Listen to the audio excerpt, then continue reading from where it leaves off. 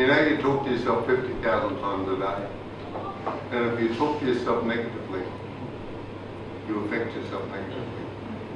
If you talk to yourself positively, then you affect yourself positively. And this is science, this is proven science.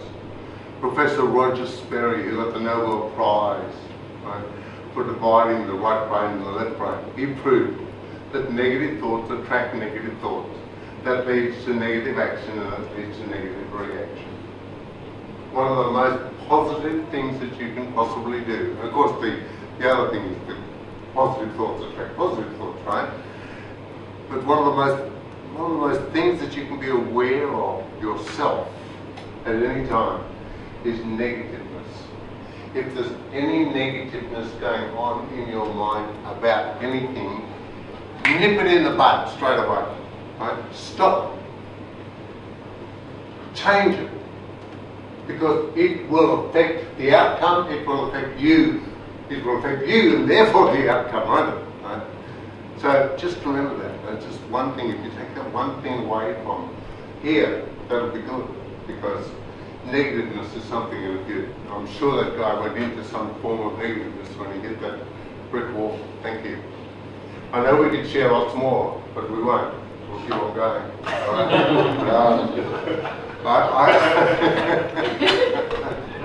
Time, yeah. I want to quickly tell you about some of my background.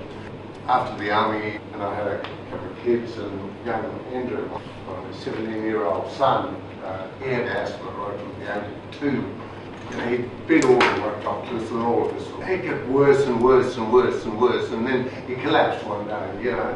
And when he collapsed, he's in hospital. He's on cortisone drip. He's already on cortisone tablets, right? So he knew that was a real problem. So as soon as he woke up out of his unconsciousness and realised he was on the cortisone drip, he took the drip out of his arm and checked out of the hospital. Just walked out. But then he collapsed again. Another cortisone drip, right? And in another hospital. And I didn't know this until next morning. And I said, mate, you know what we've got to do is something different about this. You've been to all the right doctors, let's go and see a different doctor. So here's this doctor, Dr. Carly Alessandro, who started to talk to Andrew about the subconscious mind. Now I'd never heard about the subconscious mind, right? He's talking about the subconscious mind of Andrew. And as a result of that, he teaches Andrew how to relax and release stress. So, and you can do it very quickly. Learn to relax and release stress in an instant. He taught Andrew that in between bouts of asthma, he relaxes and talks to himself positively, telling himself that he can breathe. Same sort of thing.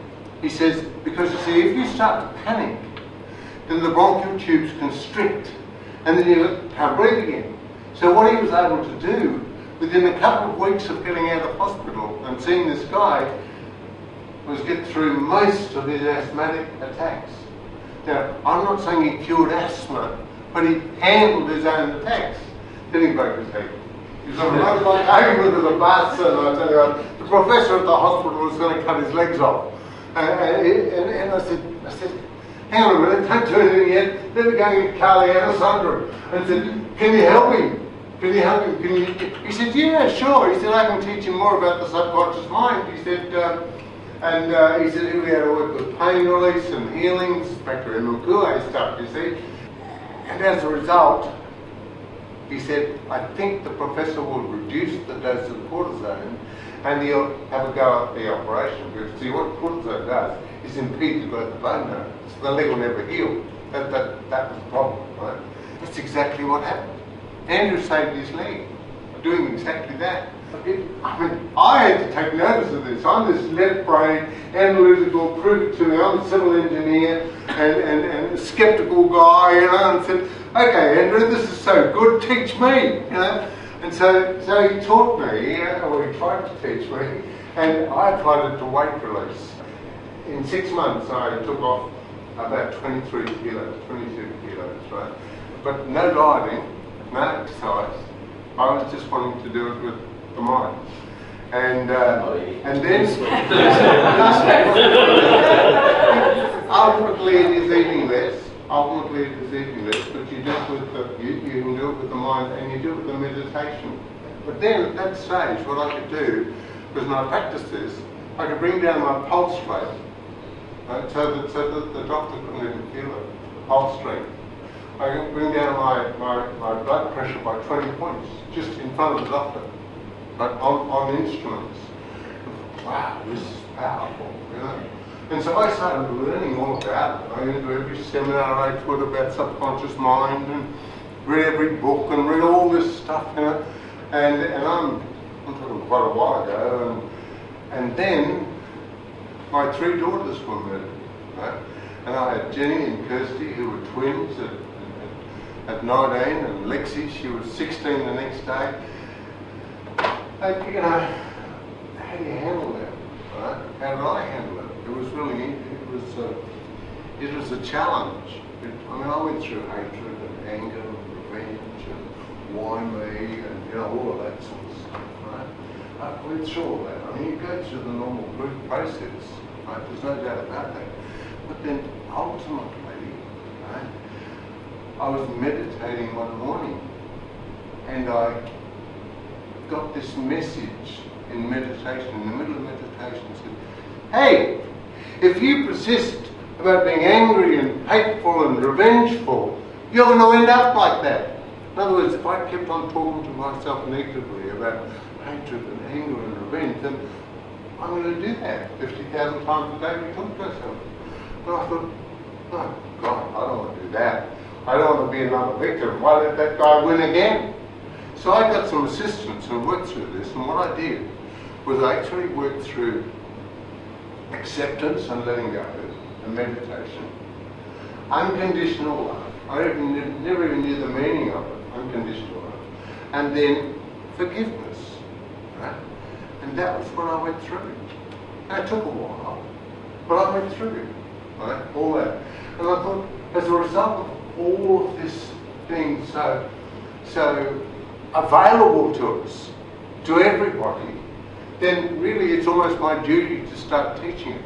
So in 1988, 1989, I started teaching about it, and I've done thousands of seminars, you know, and teach about this business. And I just want to highlight some of the science in this, because really and truly it's worthwhile finding out about it. For instance, the subconscious mind doesn't know the difference between reality and imagination. Have you ever had a falling dream? Falling, right? Now, is your heart beating faster when you're falling? It is. Is your adrenaline running? And when you wake up, can you sometimes be in a hot sweat? All true, isn't it? But the subconscious mind doesn't know the difference between imagination and reality, because it's not true, is it? Right? So it doesn't know. What does that lead to? It means that if you use the subconscious mind, you can pretend. Back to Doug Sanderson. He was pretending, wasn't he? He was imagining and picturing that he was on top of the ground. You can pretend. And then they get to imagining and picturing. You know, how do you do visualization inside your mind? Sometimes you do visualization in your mind, right, by seeing pictures, hearing sounds, the 5 senses, see, feel, smell, hear, taste. But what if you don't do any visualization with the 5 senses, with any of the 5 senses? What if you don't do that? Then there are 2 other ways. And everybody can do this. Talk to yourself, positively, because who's listening when you talk to yourself? And the other one is imagine. Exactly. Imagine. Imagine and talk to yourself. You see, there are 7 ways of doing visualization. So, I've talked about positive self-talk. What's the job of the subconscious mind? The job of the subconscious mind is to keep you where you are now. You see, the subconscious mind, in the subconscious mind is all our memory, all our habits, all our personality, and all our self-image. All of it is in the subconscious mind. Well, your subconscious mind, it wants the habits that it's already got. Remember that. Its job is to keep you where you are now, and it does that with self-talk. If you've got a habit, you know you don't even want this habit, but yet you keep on doing it. How come? Because that's the job of the subconscious mind, to keep you there. And it does it really well, unfortunately. But can you change that habit? Absolutely. Can you change claustrophobia to not having claustrophobia? Absolutely. You can do that. You can do it, but you must do it with a conscious mind. And the best way to do it is within meditation. So these are deliberate ways that you can work with things like letting go anger, you can let go of hatred, you can do what I was doing before with acceptance and love and forgiveness. These are all habits that you can change. You can work with healing inside the body. Now, has this all been proven? Absolutely. I recommend a book to you, besides my books of course, but Dr. Joe Dispenza. Dr. Joe Dispenza, he wrote a book called Evolve Your Brain. And it's one of the best books that is out there. And even finding out about what Joe Dispenza did, he broke his back in 9 places. They told him he'd be crippled and all of this sort of thing, never walk again. He did it. And then he became a neuroscientist and found out how to do it. He's just a fantastic guy. The subconscious mind. Have you heard of the use of the subconscious mind in sport? It's in everyday language now. You know, all of the stuff that I've been talking about right now is taught at the Institute of Sports. It should be taught to everybody. You can apply it in schools, in work, and from 6 years old upwards. I've done 6-year-old, 6 to 9, 9 to 12, 15, and then adult seminars. All sorts of things. You can use it. It's fantastic. That's basically what I wanted to say, and I have to finish off now because Anne is looking at me very, very right? And I know it's time.